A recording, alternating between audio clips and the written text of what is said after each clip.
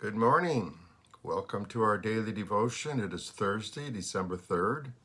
Before I get started, I want to inform you that tomorrow morning, I'll still do my daily devotion tomorrow. I'll have Bible study tonight, but then I leave for North Dakota for my mother's funeral. Leave the Friday, come back the following Friday. So I don't know how many videos I'll be able to do while I'm gone, where I'm staying at, what's available, etc., etc. But I'll do my best to do as many or all of them if I can. We're in Matthew chapter 3.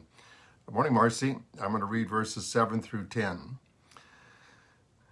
When John Baptist saw many of the Pharisees and Sadducees coming to where he was baptizing, he said to them, "You brood of vipers, who warned you to flee from the coming wrath? Produce fruit in keeping with repentance. You do not think you can say to yourself, 'We have Abraham as our father.'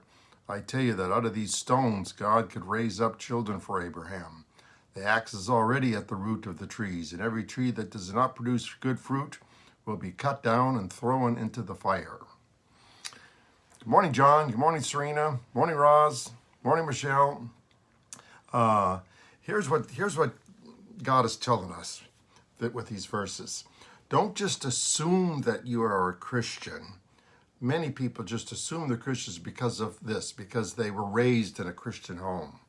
So because you're raised in a Christian home, you just make the assumption that you must be a Christian then too.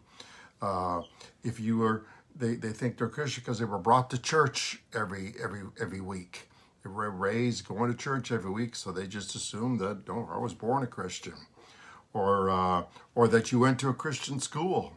I did youth ministry for 10 years at a church where almost most of the youth there went to a Christian school, and they made the assumption they were Christians because they went to a Christian school. But as a result, many of them ended up giving their lives to the Lord when they heard the real gospel. Don't assume that you're a Christian because your extended family is all Christians. Don't assume that you're a Christian because you know a lot of Bible stories or know a lot about the Bible.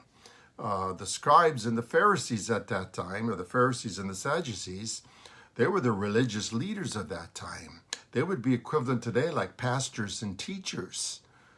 And yet here's John the Baptist calling them a brood of vipers. Morning, Anna. A brood of vipers. Wow. And Jesus many times called them that. Many times he was very critical of them. Why? Because they were hypocrites. They gave the rules to the people to follow, but they themselves did not follow the rules. And they were pompous. They dressed like to show that they were religious leaders, and they did all the proper things seen, but opposite when not seen. Morning, Grace.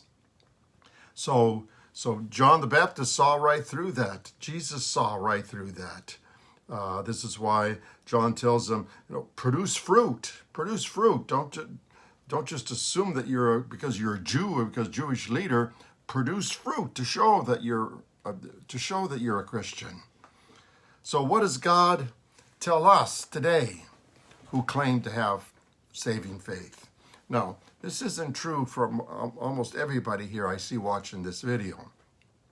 But we need to get the word out to those that occasionally turn on this video and watch it, because you never know what they might hear that will trigger something in them to where that was true with the youth that were coming to our youth group all those years. They went to a Christian school, they were raised in Christian families, but they finally came to the realization of saying, wow, I realize that I have never made a personal commitment to the Lord. I can remember one time at that church on a Sunday morning, and I can't name the name, but the men had just gone to a retreat with their sons. And they came back from the retreat, and they had a special service for it. And men in their 30s, 40s, 50s that were raised in Christian homes, that went their whole life to a Christian school, that had attended that church from childhood, standing up and admitting that they had never taken their faith serious. and they're at a point now where they realize that, wow, I want to start taking my faith serious. And I can remember this macho man up there crying as he's sharing this, that time for me to take my faith serious. So maybe God is talking to some of you about that, not so much about being saved, but about finally grabbing a hold and say, wait, I need to start taking my faith serious. I don't want to just go through the motions anymore like I've been doing. So listen what God tells us about all this.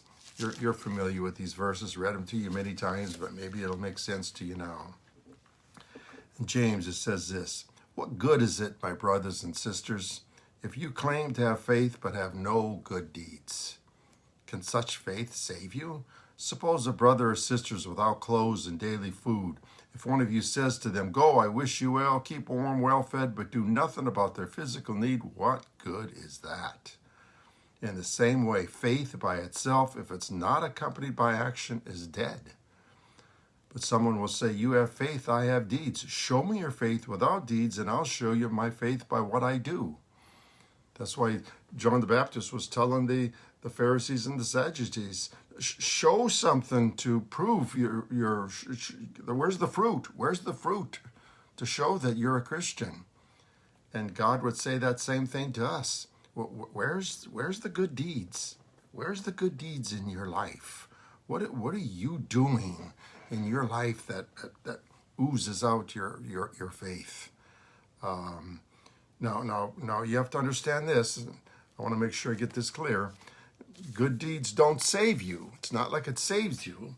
We're all familiar with these verses here. It says, by grace you've been saved through faith. So it's your faith that saves you, not works. So no one can boast.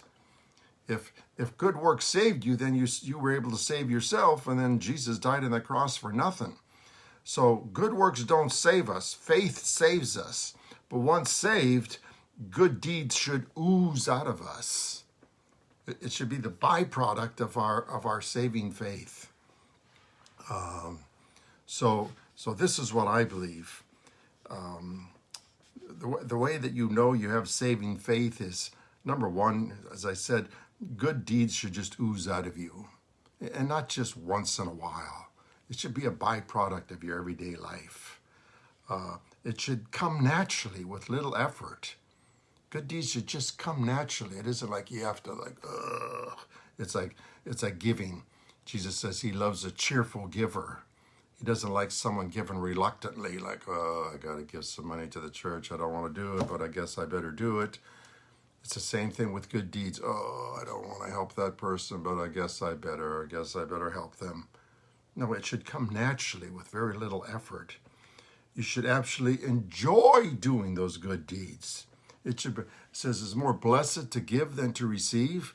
You should, if saving faith, you should enjoy doing, like whenever I see Dawn or Dandy, their face is bright, and all they want to talk about is they're going out and helping the poor and the homeless. They enjoy what they're doing.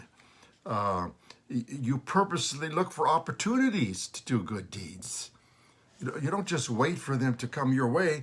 You purposely go out to look for opportunities to do it. And then you never turn down an opportunity when one is given to you. When an opportunity is given for you to do a good deed to help somebody, you immediately jump on it. Well, how did you do? How did you do with those 5? Do good deeds ooze out of you? Do they come naturally? Do you enjoy doing good deeds? Do you purposely look for opportunities? Do you take advantage of every opportunity that comes your way? Because this is what being a Christian is all about. It's not about whether you grew up in a Christian home, whether you know a lot of Bible stories, whether you go to church, whether you went to a Christian school. It's about what's coming out of your life. What's coming out of your life? So I hope this helped to evaluate even yourselves. It's not so much, I see the people that are watching this, it's not so much whether you're saved. I know you are. I know you are. but it's about what are you doing with that salvation now?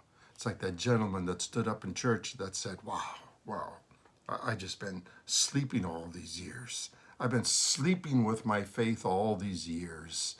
Morning, Emma. Good morning, Will. Morning, Peggy. I've been sleeping with my faith all these years. Time to wake up. Time to wake up and start doing something. Start showing my faith by doing good deeds, good works. I hope God spoke to you. Have a good day. Tonight is our Bible study as we continue going through Acts. And then for the rest of you, I hope to see you tomorrow morning at 8 o'clock. If this meant something to you, share it so that others can watch this also, okay? Have a great day, every one of you. God bless you.